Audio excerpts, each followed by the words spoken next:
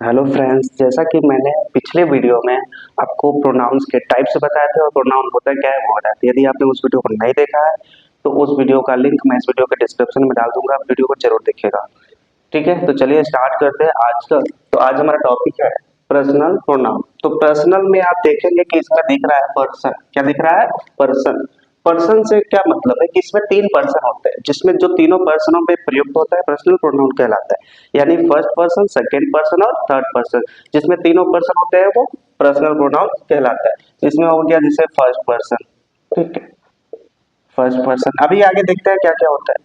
Second person, ठीक है, और एक होता है थर्ड पर्सन।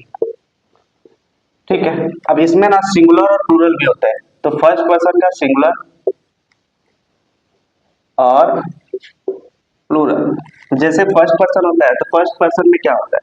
फर्स्ट पर्सन में होता है आई, और आई सिंगुलर है और आई का प्लूरल होता है वी। सेकेंड पर्सन होता है यू, और यू का जो प्लूरल होता है वो भी यू होता है। और थर्ड पर्सन होता है ही, सी, इट, और इन तीनों का जो प्लूरल होता है वो होता है दे। तो मैंने क्या बताया कि पर्सनल प्रोनाउन में तीन पर्सन होते हैं, फर्स्ट पर्सन, सेकेंड पर्सन और थर्ड पर्सन। अब तीनों पर्सनों में जो प्रयुक्त होता है उसे पर्सनल प्रोनाउन कहते हैं। तो पर्सनल फर्स्ट पर्सन में आई होता है सिंगुलर, और आई का प्लूरल बी होता है। सेकेंड पर्सन यू होता है सिंगुलर, और यू का प्लूरल भी यू होता है। थर्ड पर्सन ही से ईट होता है। इन तीनों का प्लूरल दे होता है। ठीक है, तो अब आगे देखते हैं।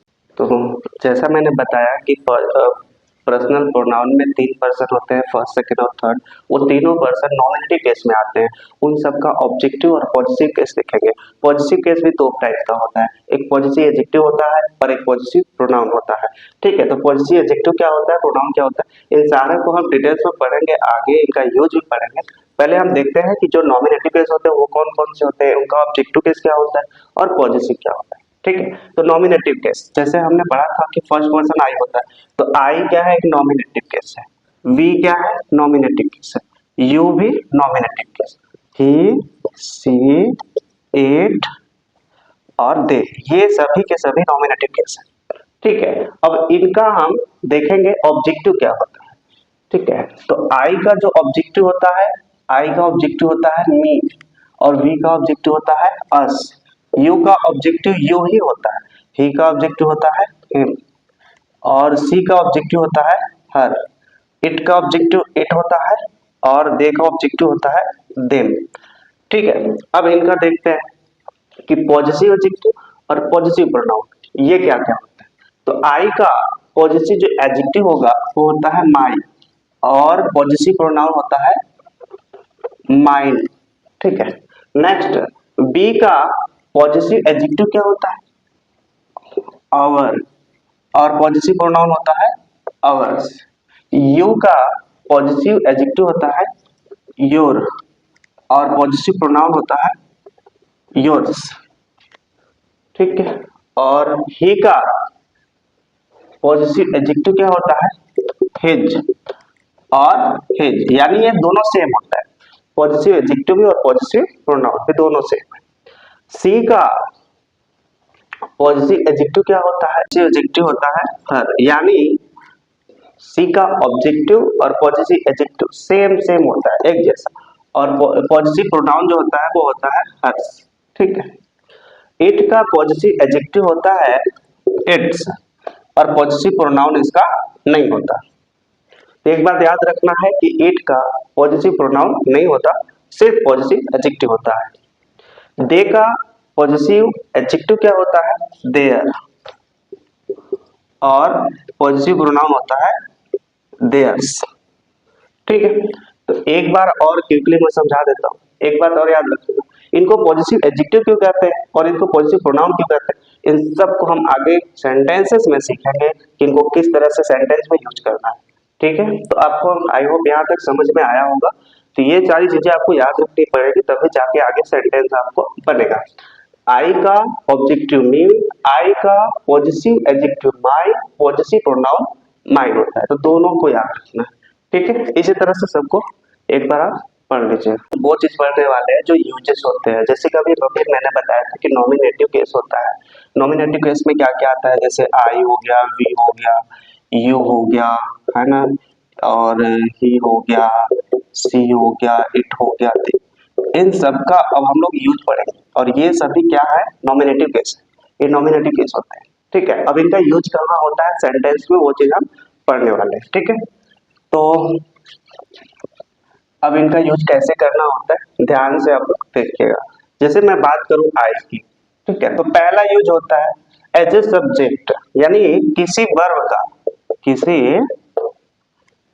का सब्जेक्ट होता है। क्या होता है,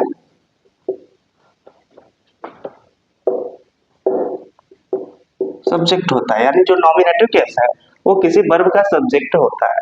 ठीक है, जैसे आई नो अबाउट यू, मैं तुम्हारे बारे में जानता हूं। अब यहाँ पे देखो, आई क्या है, नॉमिनेटिव केस है, ये क्या है हमारा नॉमिनेटिव केस है, लेकिन ये यूज किसके लिए होता है, इस वर्ब के सब्जेक्ट के रूप में हुआ है, यानी इस वर्ब का सब्जेक्ट क्या है, आई है।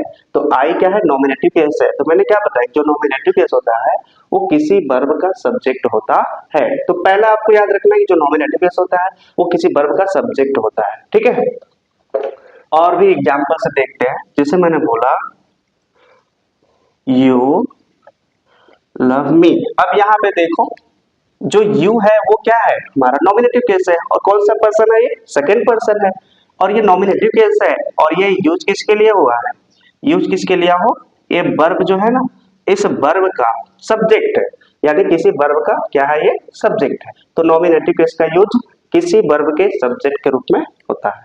ठीक है, तो अब हम देखेंगे नॉमिनेटिव का दूसरा जो रोल है वो क्या कहता है। दूसरा मतलब नॉमिनेटिव इसका अभी तक हमने देखा कि यूज होता है एज ए सब्जेक्ट।